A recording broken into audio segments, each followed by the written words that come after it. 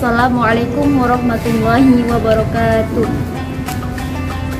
Alhamdulillahirrabbilalamin. Wabihi nasta'in ala umurid dunya waddin. Wassalatu wassalamu ala ashrafil anbiya'i wal mursalin wa ala alihi wa sahbihi ajma'in, amma ba'du.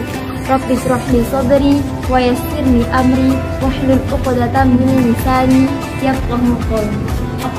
Seluruh keluarga besar SDS Islam Anigam dan teman-teman dimanapun berada, semoga kita termasuk kepada golongan yang dianugerahkan oleh Allah SWT bisa menjalankan ibadah puasa sampai ke penghujung Ramadan. Karena banyak sekali orang-orang yang menginginkan dapat bisa melaksanakan ibadah puasa, namun sayang sekali Allah tidak memberikan kesempatan itu. Jadi ibadah Ramadan tahun lalu adalah ibadah yang terakhir bagi mereka. Banyak sekali orang yang menginginkan melaksanakan ibadah puasa Ramadan, karena puasa Ramadan sendiri adalah puasa yang paling banyak sekali mendapatkan pahala dari Allah SWT. Saking banyaknya, tidak ada kalkulasi khusus seperti ibadah-ibadah yang lainnya. Contohnya seperti orang-orang yang menginfakkan hartanya di jalan Allah. Hal itu dicantumkan pada Quran Surah Al-Baqarah ayat 126. Bismillahirrahmanirrahim. Qatalul ladzina yunfiquna amwalahum fi sabilillah. Perumpamaan orang-orang yang menginfakkan hartanya di jalan Allah, kama tali habbah, sama seperti sebutir biji, ambatat sab'a sanabila fi kulli sumbulatin mi'atu habbah, yang setiap bijinya itu akan menghasilkan 7 tangkai dan setiap tangkai akan menghasilkan 100 butir biji. Jadi dari ayat tersebut dapat dipahami bahwa orang yang menginfakkan hartanya di jalan Allah akan mendapatkan pahala sebesar 700 kali lipat.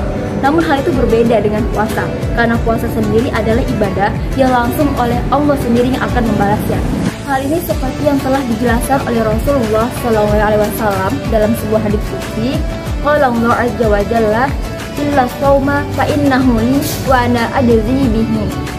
Artinya, kecuali amalan puasa, karena amalan itu untukku dan aku yang akan membalasnya.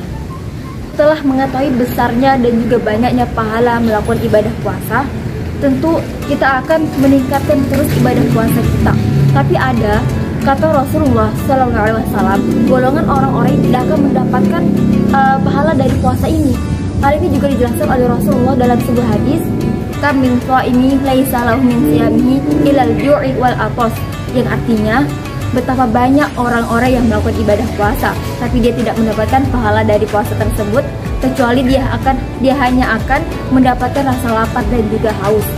Bapak Ibu yang dirahmati oleh Allah SWT, adapun yang termasuk pada golongan yang telah terdapat pada hadis Rasulullah SAW tadi adalah golongan orang-orang yang melakukan 5 perkara pada saat melakukan ibadah puasa.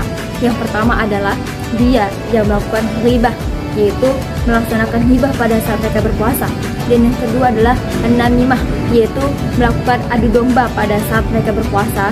Dan ketiga, wan-nadhuru bisyahwat, yaitu melihat sesuatu dengan syahwat. Dan yang keempat, al-kadhib, yaitu berbohong pada saat melakukan ibadah puasa. Dan yang kelima adalah wal yaminu bil kadhibah, yaitu orang yang bersumpah palsu. Bapak Ibu yang dirahmati oleh Allah Subhanahu wa taala, banyak di antara kita yang beranggapan bahwa yang paling sulit pada saat puasa adalah menahan lapar dan juga haus. Padahal yang paling sulit itu adalah menawan hawa nafsu.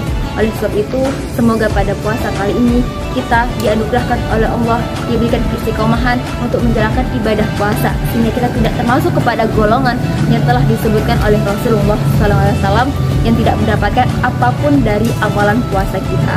Amin, amin ya rabbal alamin. Mungkin hanya ini yang dapat saya sampaikan. Assalamualaikum warahmatullahi wabarakatuh.